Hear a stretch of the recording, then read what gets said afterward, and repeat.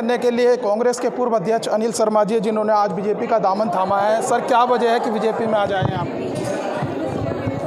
मैं कांग्रेस पार्टी के इस दावे को देखते देखते समझ रहा था कि बिल्कुल झूठ है, फरेब है कि कांग्रेस पार्टी सामाजिक समरसता की राजनीति करने वाली पार्टी है और सांप्रदायिक सौहार्द और धर्मनिरपेक्षता की राजनीति करने वाली पार्टी है। सच्चाई है कि जो पार्टी राष्ट्रीय जनता दल जैसे जातिवादी पार्टी के साथ गलबहिया लगती हो, गठबंधन करती हो, वह सामाजिक समरसता की बात करती हो तो बेमानी है, झूठ है।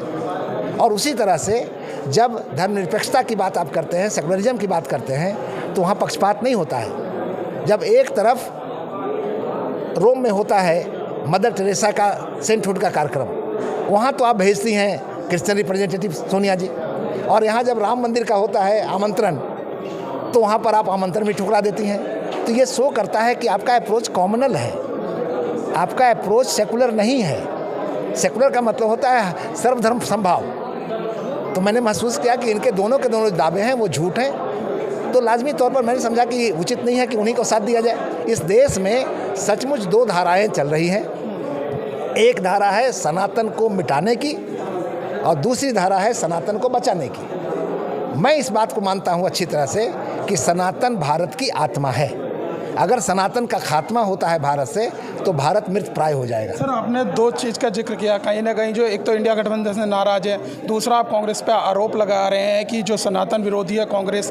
तो आपको क्या लग रहा है कि सनातन विरोधी की वजह से आपने पार्टी छोड़ी है, फिर इंडिया गठबंधन से नाराज थे बिहार में इस वजह से? नहीं, इंडिया गठबंधन कांग्रेस की जो कार्यशैली थी उससे भी मैं नाराज था, और लाजमी तौर पर लगातार जो मैं देख रहा हूँ कि सनातन पर आघात हो रहा है, प्रत्यक्ष अप्रत्यक्ष, और कांग्रेस पार्टी उसमें प्रत्यक्ष अपरोक्ष सहयोग। विरोधी कांग्रेस कैसे? इतने लंबे समय से आप थे कांग्रेस में, जब नहीं लगा आपको? नहीं, ऐसा है ना, मैं तो हाल में देखा कि जब राम मंदिर का आमंत्रण गया तो उस आमंत्रण को आपने ठुकरा दिया। लेकिन वो तो व्यक्तिगत है ना, कोई जाए या नहीं, व्यक्तिगत कैसे है? ऐसा है, भगवान राम का कार्यक्रम किसी इंडिविजुअल का नहीं था। वो कार्यक्रम था जो रिप्रेजेंट करता था करोड़ों सनातनियों की भावनाओं को। तो आप वहाँ तो नहीं भेजती हैं रिप्रेजेंटेटिव, आप मना कर देती हैं, आप रिजेक्ट कर देती हैं आमंत्रण को। और दूसरी तरफ रोम में होता है मदर टेरेसा का कार्यक्रम, तो वहाँ पर आप भेजती हैं। कह रही थी हमारा जिसको जाना है कांग्रेस की तरफ से जा सकता हो, तो व्यक्तिगत तो जाने का नहीं। आप जब ऑफिशियल बॉडी भेज रहे थे तो अपने ही से भेजते कि हाँ भाई हमारा AICC को रिप्रेजेंट करने के लिए 2 लोग जाएंगे।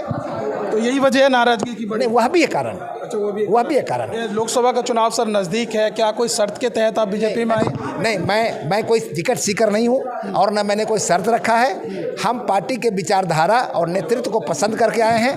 पार्टी जिस रूप में मेरा उपयोग करेगी, मैं अपना योगदान करूँगा। सर, एक अंतिम सवाल है कि बिहार में इंडिया गठबंधन के तहत जो है विपक्ष चुनाव लड़ रहा है, क्या लग रहा है वहाँ पे जो है NDA को कितनी चुनौती दे पाएगा इंडिया गठबंधन, और आपकी कैसी भूमिका होगी? मुझे लगता है कि जिस तरह से इंडिया गठबंधन का नेतृत्व लालू यादव वहाँ कर रहे हैं, लालू यादव के पास जन समर्थन नहीं है। लालू यादव वहाँ की आबादी के मुश्किल से 25% में सीमित हैं। वहाँ पर बाकी rest of the population Lalu Yadav RJD और इंडिया गठबंधन के खिलाफ है। उनकी बेटी भी एक मैदान में और है, तो ऐसा है कि बाप भी हारे हैं, बेटी भी हार सकती हैं। बाप तो हारे ही थे 2009 में जब हम अध्यक्ष थे, तो लाजमी तौर पर उस समय हारे थे लालू यादव, पाटलिपुत्रा से उम्मीदवार थे, तो हारे थे। बेटी भी हार सकती हैं। मैं समझता हूँ कि जिस तरह से उनका समर्थन सिकुड़ गया है, उसमें पिछली बार भी 0 पर आउट हुए थे। हो सकता है उस बार तो कांग्रेस को 1 सीट मिल भी गई थी, इस बार कांग्रेस को भी 1 सीट नहीं मिलेगी। निश्चित रूप से मुझे जो वहाँ का माहौल है उसमें 40 की 40 सीटें NDA गठबंधन को मिलेगा, ऐसा मेरा विश्वास है। बहुत बहुत धन्यवाद। Thank you. तो ये थे बिहार कांग्रेस के पूर्व अध्यक्ष अनिल शर्मा, जिन्होंने आज जो है बीजेपी में वो शामिल हुए। फिलहाल इस वीडियो में बस इतना ही। बाकी खबर देखने के लिए देखते रहिए पॉलिटिशियंस इंडिया न्यूज़। धन्यवाद।